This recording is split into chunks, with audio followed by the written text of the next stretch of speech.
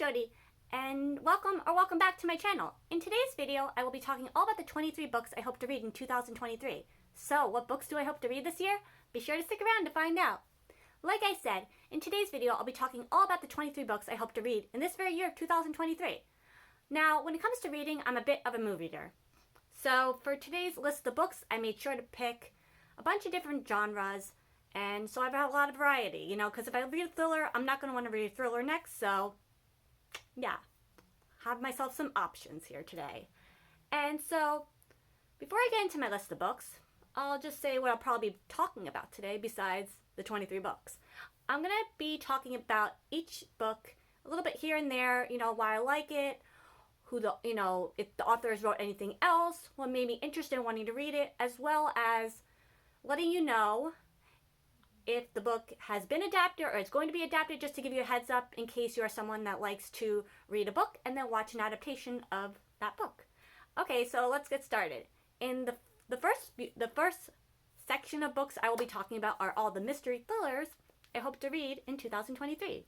So the first book up is called The Husbands by Chandler Baker. It's part of the Good Morning America book club, which I love book clubs, so if you know of any good books in any book clubs, be sure to let me know in the comments. I just think book clubs are so much fun, and they, sometimes let you know about books you wouldn't have known about.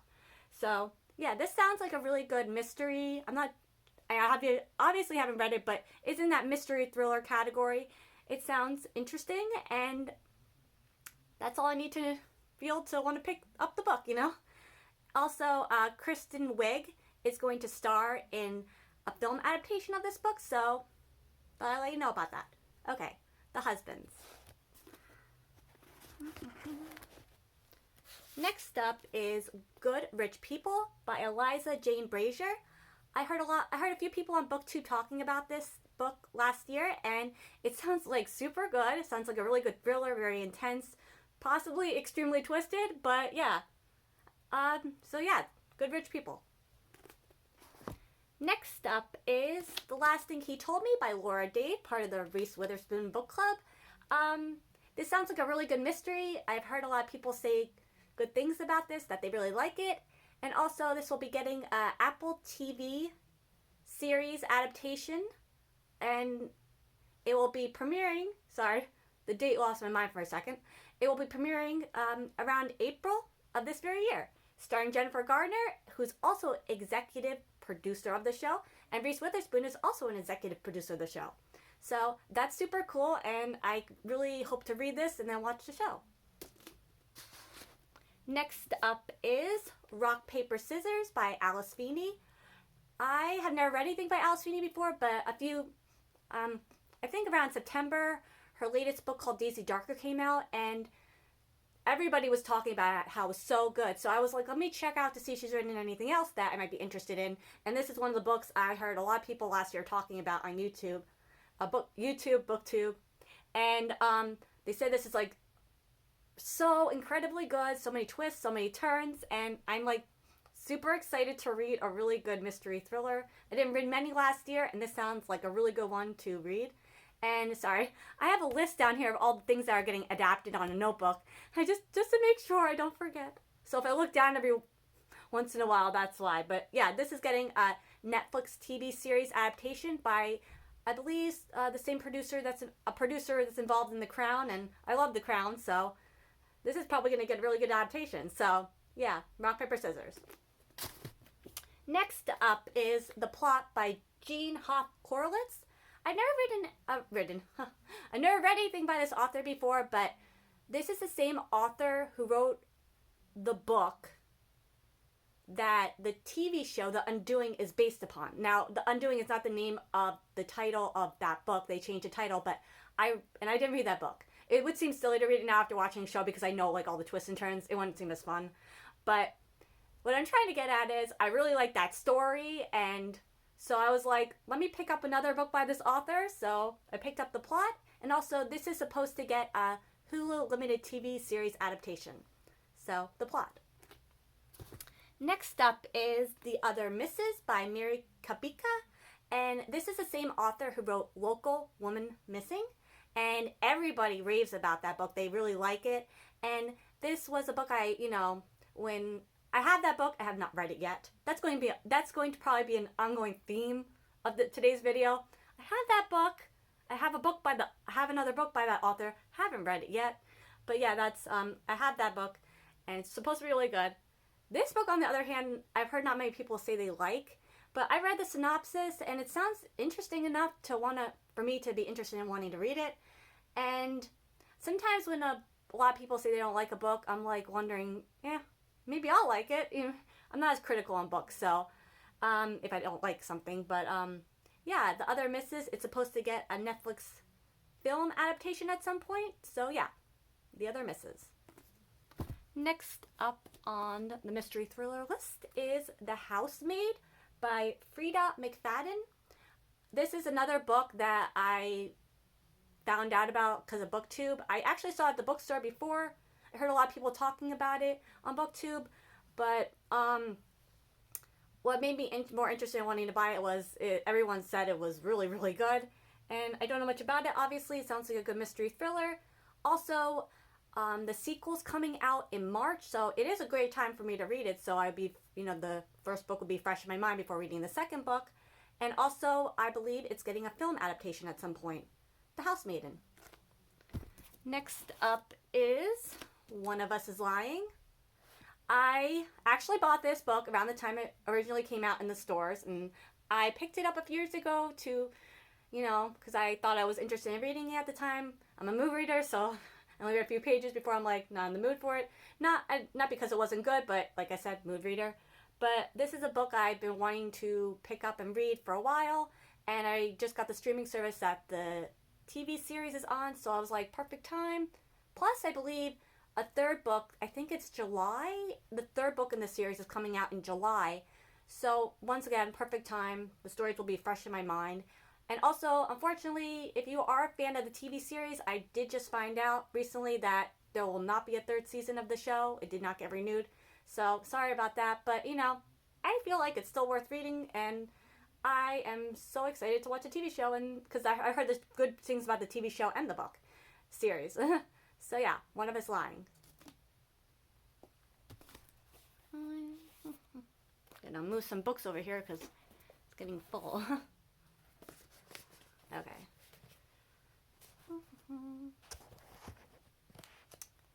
Okay, next up is The Midnight Club by Christopher Pike. This was recently adapted into a Netflix series, and I don't know much about it, but it sounds like it has a very Are You Afraid of the Dark feel to it, and that was one of my favorite shows growing up. So I'm super excited to read the book and then watch the show, and I'm just as excited to watch the show afterwards because the same creator of The House on Haunted Hill and I think it's The Haunting of Hill House, and then The Haunting of Bly Manor, Mike Flanagan, he is the creator of The Midnight Club as well, and I love those TV shows. So yeah, sounds like hopefully a good adaptation of hopefully a good story. The Midnight Club. I'm gonna move some books around because, hello, everything's piling up now, so I'm just gonna move some stuff around so you can tell I'm very good at this. Anyway, yeah. Okay. Hello again. Next up is A Flicker in the Dark by Stacey Willingham. Now, this is a book I heard a lot of people talking about last year, and I really wanted to get it, but by the time I was aware of it, I don't think my store had any hard copy covers left, and it probably wouldn't have bought it anyway, because I only buy a hardback book.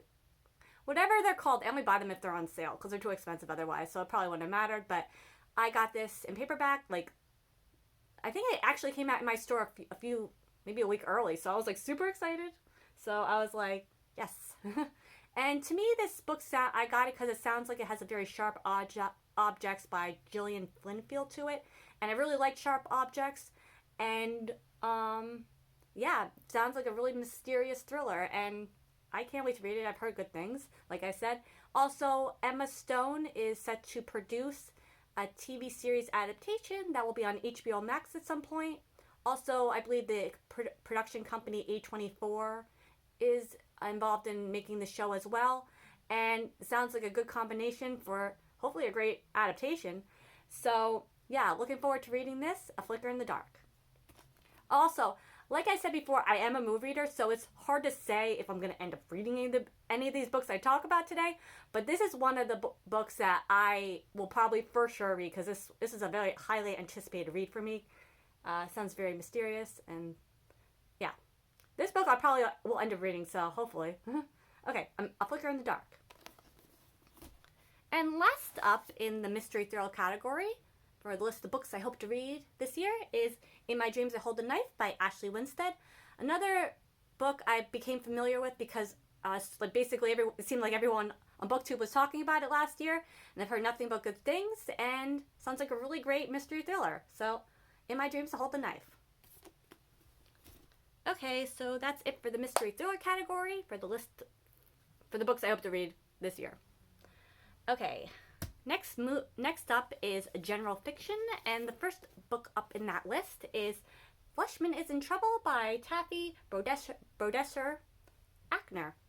I've heard the book is really good, and I actually wasn't aware of the book until the Hulu TV series adaptation came out, and yeah, Claire Danes is in the show, Jesse Eisenberg, Lizzie Kaplan.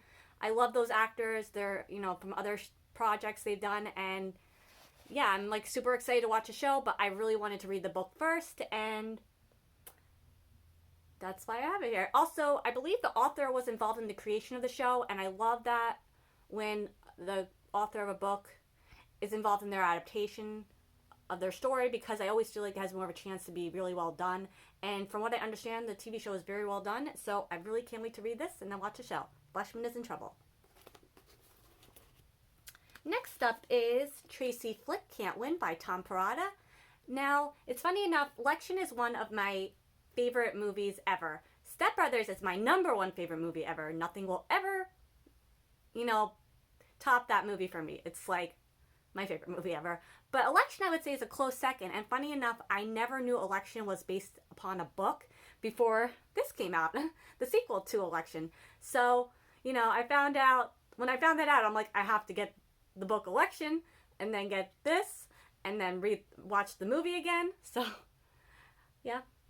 Fun story. Unnecessary story, I'm sure, but whatever. So anyway, I never read anything by Tom Perrotta before, but he did write a book called The Leftovers, which I actually have right here on my shelf.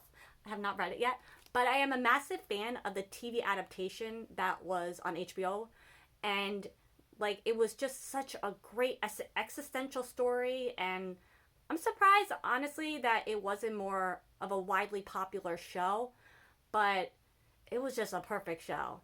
Honestly, 6 Feet Under from HBO is my #1 favorite show, but I never thought any show would ever top that.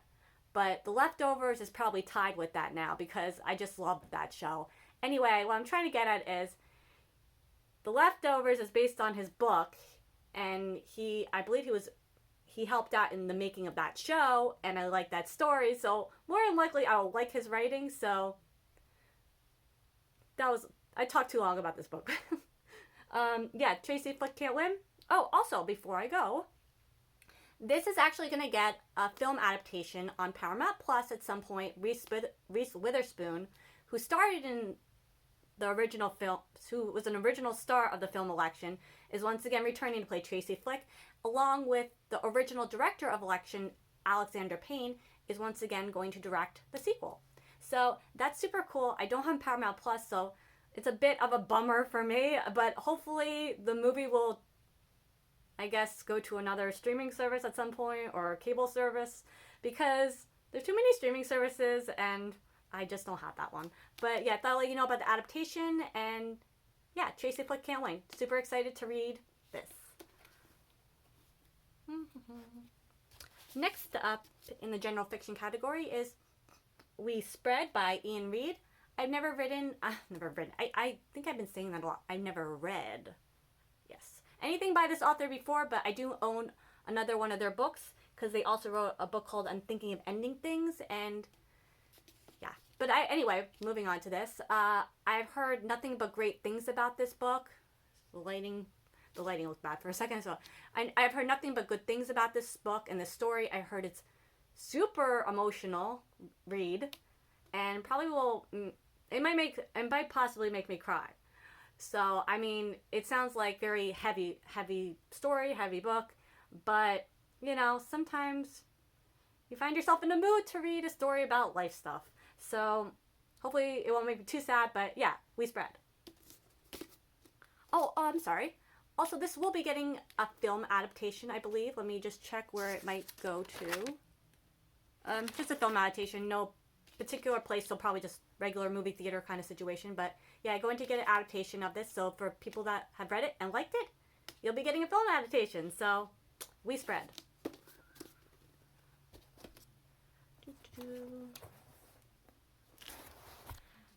Books are piling up. Just don't want anything to fall over. So hopefully everything stays until I'm done with this list. Okay, next book up is One Italian Summer by Rebecca Searle. Never read anything by this author before, but yet I do own a few of their books. And like I said, ongoing theme.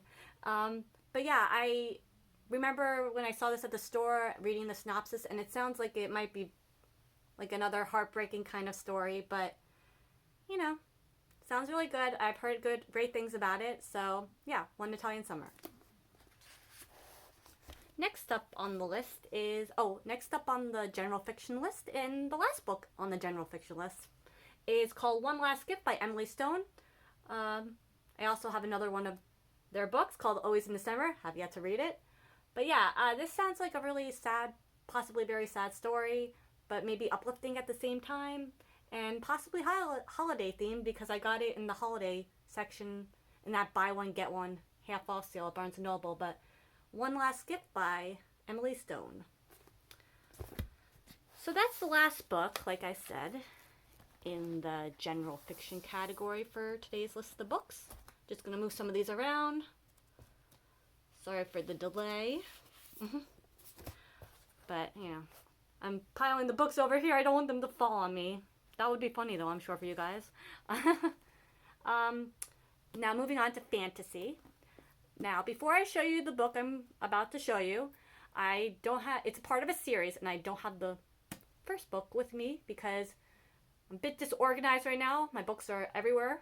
So, I will be holding up the second book in the series, which is Siege and Storm by Leah Bardugo.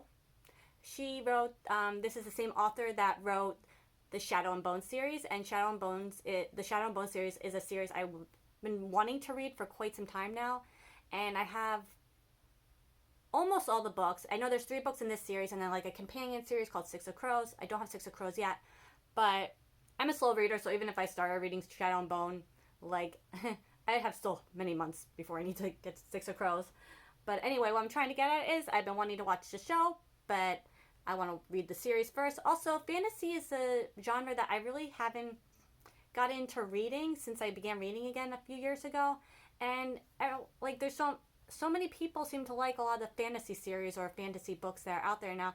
So I thought, you know, why not? It's not a category genre that I normally would like gravitate towards, but you know, who knows? Maybe I'll find a new favorite genre. So, The Shadow and Bone series by Leah Bardugo. And last up, there are a few books in that series, it's not just one fantasy book. And last up in the fantasy category is The Invisible Life of Addie LaRue by B.E. Schwab.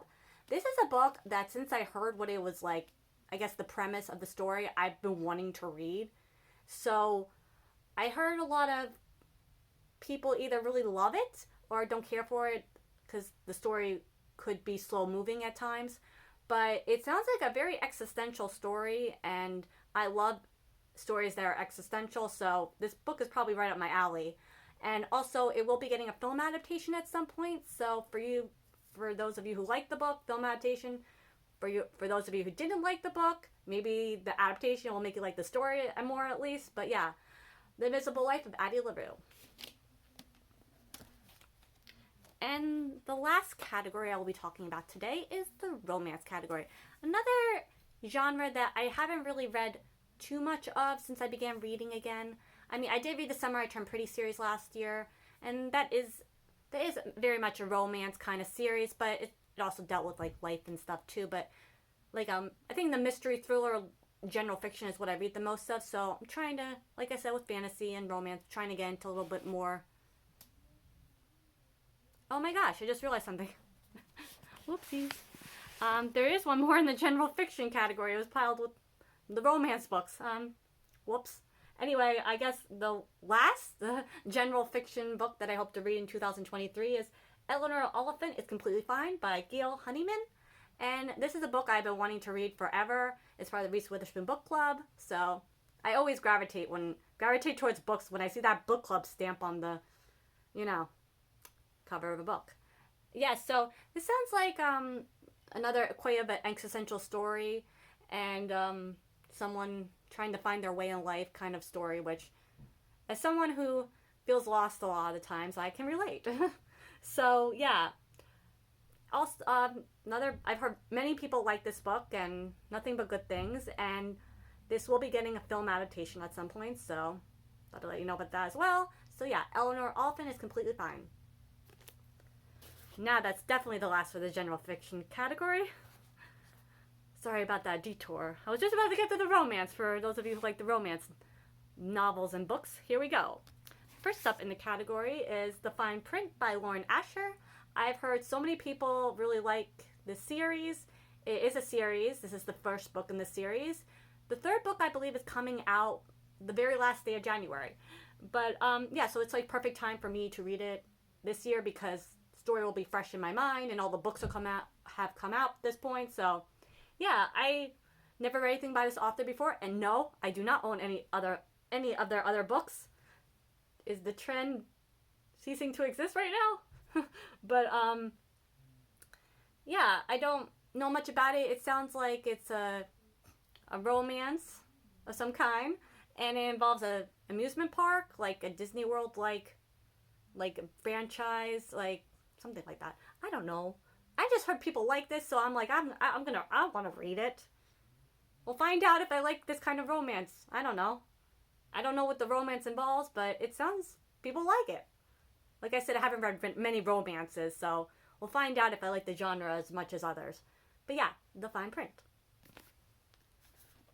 Next up is what I believe would be romance, but it could be general fiction too for all I know. It's called Book Lovers by Emily Henry. Another book I saw basically everywhere in 2022. I saw it everywhere on BookTube. I saw it everywhere on the book blogs. And everyone seems to like this book. I think it's less romance and more like... I thought that was the one thing I did hear that people didn't love about it as much as they thought they would. Because I think this author is known for writing romances. The romance wasn't the main focus of the story. But I don't care. Give me a good story. That's all I need. And supposedly this is very good. So yeah, Book Lovers by Emily Henry. Another book I hope to read this year. Pile is... I don't know if you can see the books are piling up. And the next book in the romance category is Tell Me Lies by Carola Lovering. Now, I've never read anything by this author, but spoiler, I do own another one of their books. I forget what it's called, but I have two of their books. This is one of them, and I have one somewhere else.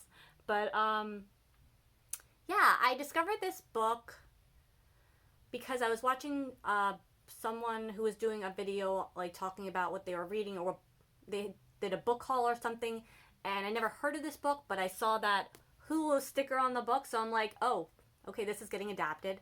So after I watched that, I think, Googled, Tell Me Lies adaptation, watched the TV trailer, and I thought to myself, okay.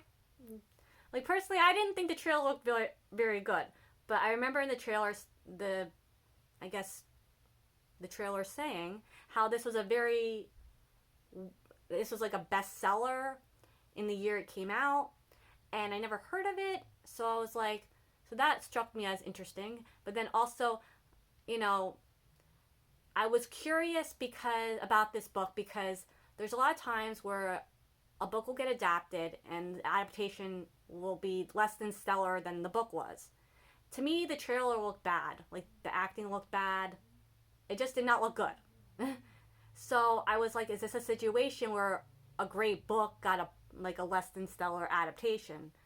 So that was my main curiosity and picking up this book. I wanted to see if the story is actually really good and it's just like a bad adaptation. Although enough people must be curious enough about either the show's really good and it's my mistake, or people are curious enough about it because the show did get a second season, for those of you who do like the show. But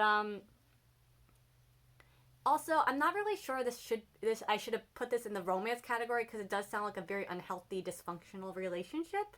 So it could very well possibly be a thriller also, but I put it in the romance category. I have a feeling it's probably not like your general average romance. So maybe it's a thriller. I don't know. Like I said, I haven't read it yet, but super curious about this because people either seem to like it or not. So yeah, tell me lies. And the last book on this list is The Do-Over by Lynn Painter. I haven't read anything by this author, but as you can see on my shelf, I do own Better Than the Movies. Haven't read that yet. Like I said, that is going to be an ongoing theme of today's video. Have a book by that author sorry, my neck hurts. Have a book by that author, another book by that author, but I haven't read it yet. But yeah, this one I am a little bit more interested in reading before Better Than the Movies, because this has a Groundhog Day-like aspect to the story, and I absolutely love Groundhog Day-like storylines. I find them so interesting and fascinating. I mean, yeah, so I'm just curious about it for that reason alone, and I've heard everybody seems to love it, so that's always a plus when you pick up a book, hoping you like it. So I'm hoping I'll like it. I think I will. Yes, The Do-Over by Lynn Painter. Okay, so that is the 23 books. I'm not even sure I'm pronouncing words where they should be, but those are the 23 books I hope to read in this very year of 2023. So if you stuck around this long into the video, my thanks, because this video is way longer than I anticipated, but you know, I tried to be more put together for this video, you know, not ramble too much, but I feel like I did. And the time of the length of this video is proof of that. So hopefully you're still here. If you're not, whatever. Thank you for sticking around as long as you could have. Yeah, before I say goodbye, I just want to say in my first video I mentioned how my channel is going to be a channel all about the arts, and thus far I've only talked about books. But I thought this video, if I wanted to make it, it was a video like that I should make now. Well, it's still fairly early into 2003 versus like months from now when it would seem silly to talk about the books I want to read in like July for 2023, you know? It seemed like a timely video, make it now, while it's still very early.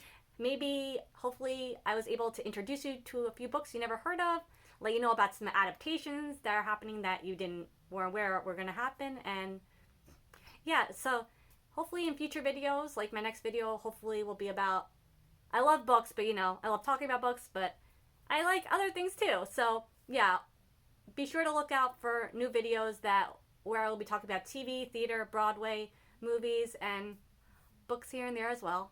But yeah, that's it for today, and I just want to say before I go, thank you so much for tuning into my channel and tuning into today's video, and thanks so much for watching. It really does mean a lot. I'm new at all this, and I'm sure I'm not great at it, but I love talking about things in the arts, and hopefully, I don't know, it was somewhat of an interesting video today. Entertaining, I don't know. But yeah, hopefully, like I said, I introduced you to a few new books. And, oh yeah, before I go also, let me know what you're reading right now in the comments, and what are some of the books you hope to read in 2023. Yeah, that's it for today. Thanks so much again for watching. Until next time, bye.